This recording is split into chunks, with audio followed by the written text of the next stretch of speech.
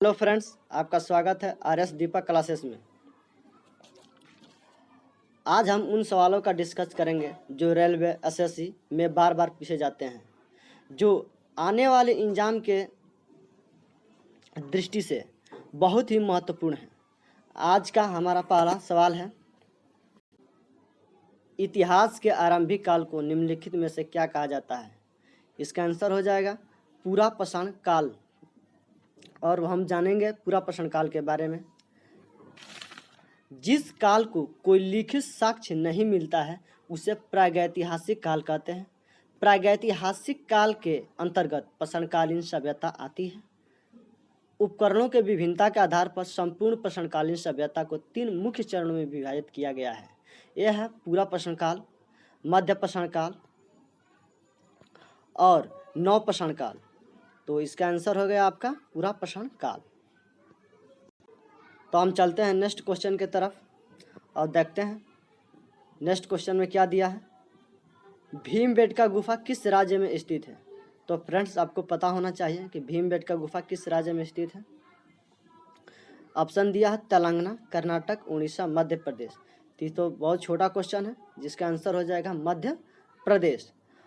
ठीक है, मध्य प्रदेश की प्रसिद्ध भीमबेटका गुफाएं भोपाल से 45 किलोमीटर दक्षिण में स्थित है। यह प्रागैतिहासिक कला का प्रहरी होने के साथ ही भारतीय स्थापत्य कला का अनुपम। चलते हैं नेक्स्ट क्वेश्चन की तरफ, देखते हैं क्या दिया है। किस काल युग में पत्थर के औजार सबसे पहले पाए गए थे? तो इसका आंसर हो जाएगा फ्रेंड्स पूरा पाषाण काल। पूरा पाषाण काल। ओके फ्रेंड्स, तो हम आगे बढ़ते हैं नेक्स्ट क्वेश्चन की तरफ। सिंधु घाटी सभ्यता के शहरों की गलियां थी कैसी? तो कैसी थी सिंधु घाटी सभ्यता के? तो हमको पता है कि चौड़ी और सीधी थी। सिंधु घाटी सभ्यता के बारे में जानेंगे। सिंधु घाटी सभ्यता के शहरों की गलियां चौड़ी और सीधी होती थी। यहाँ की सड़कें पूर्व से पश्चिम एवं उत्तर से दक्षिण की ओर जाती हुई एक दूसरे को समकोण पर काटती थी। ओके फ्रेंड्स, तो हम आगे बढ़ते हैं नेक्स्ट क्वेश्चन की तरफ। निम्नलिखित में से कौन सी सभ्यता अपने नगर नियोजन के लिए प्रसिद्ध है? तो इसमें आंसर हो जाएगा आपका सिंधु घाटी सभ्यता। इसका आंसर क्या होगा? सिंधु घाटी सभ्यता। ओके फ्रेंड्स, सिंधु घाटी। हाँ चलिए, तो हम नेक्स्ट क्वेश्चन की तरफ चलते हैं। दिया है नेक्स्ट क्वेश्चन में, हड़प्पा और मोहनजोदड़ो के खंडहर निम्नलिखित में से किस नदी के तट पर पाए जाते हैं? तो फ्रेंड्स, इसमें ध्यान देने वाली बात है कि हड़प्पा और मोहनजोदड़ो दोनों का पूछा है खंडहर किस नदी के किनारे, नदी के तट पर पाए जाते हैं। तो इन चारों में ऑप्शन कोई राइट नहीं है, क्योंकि हड़प्पा है रवि नदी के तट पर। हड़प्पा है आपका रवि नदी के तट पर और मोहनजोदड़ो है सिंधु नदी के तट पर। इसलिए इस चारों ऑप्शन आपका गलत है, चारों के चारों गलत है। तो आपका हड़प्पा हो गया, हड़प्पा। हड़प्पा आपका है रावी नदी के तट पर और मोहनजोदड़ो है सिंधु नदी के तट पर। ओके फ्रेंड्स, सिंधु नदी के तट पर है। तो हम आगे बढ़ते हैं नेक्स्ट क्वेश्चन की तरफ और देखते हैं नेक्स्ट क्वेश्चन क्या दिया है।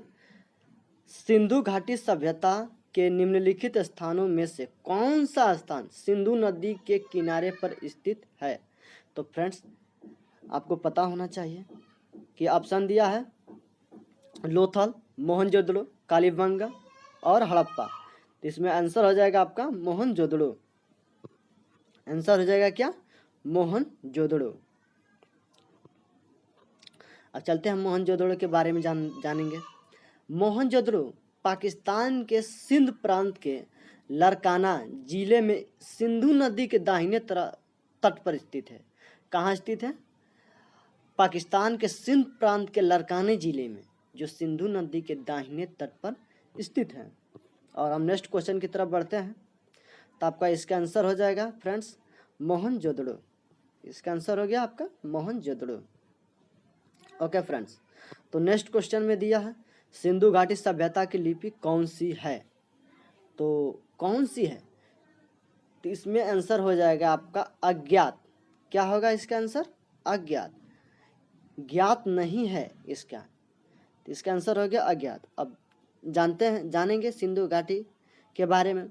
सिंधु लिपि में लगभग 64 ची 250 से 400 तक अक्षर हैं, जो सेलखड़ी की आयताकार मोहरों, ताबों की गुरिकाओं आदि पर मिलते हैं। यह लिपि चित्रात्मक थी। यह लिपि अभी तक पढ़ी नहीं जा सकी है। ओके फ्रेंड्स, चलते हैं फ्रेंड नेक्स्ट क्वेश्चन की तरफ और देखते हैं क्या दिया है। चलिए 9 क्वेश्चन पर आ गए। मोहनजोदड़ो का स्थानीय नाम क्या है। तो मोहनजोदड़ो का स्थानीय नाम मृतकों का टीला है। और मोहनजोदड़ो के बारे में हम जानेंगे। मोहनजोदड़ो जिसका सिंधी भाषा में अर्थ क्या है, मृतकों का टीला होता है। इसकी खोज सर्वप्रथम राखलदास बनर्जी ने की थी। और कब किया था, तो 1922 ईस्वी में। ओके फ्रेंड्स, तो हम नेक्स्ट क्वेश्चन की तरफ बढ़ते हैं और देखते हैं कि नेक्स्ट क्वेश्चन में क्या दिया है। इसका आंसर हो गया आपका मृतकों का टीला। ओके, और नेक्स्ट क्वेश्चन में दिया है मोहनजोदड़ो में सबसे बड़ा भवन कौन सा है। तो सबसे बड़ा भवन कौन सा है ये हम जानेंगे। ऑप्शन में है विशाल स्नानागार, धन्यगार, स्तंभ हॉल, 2 मंजिला मकान। इसमें आपका आंसर हो जाएगा धन्यगार। क्या आंसर होगा फ्रेंड्स? धन्यगार। मोहनजोदड़ो का सबसे बड़ा भवन धन्यगार है, जिसकी लंबाई 45.72 मीटर है।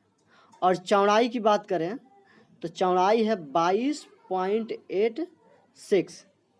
Okay friends,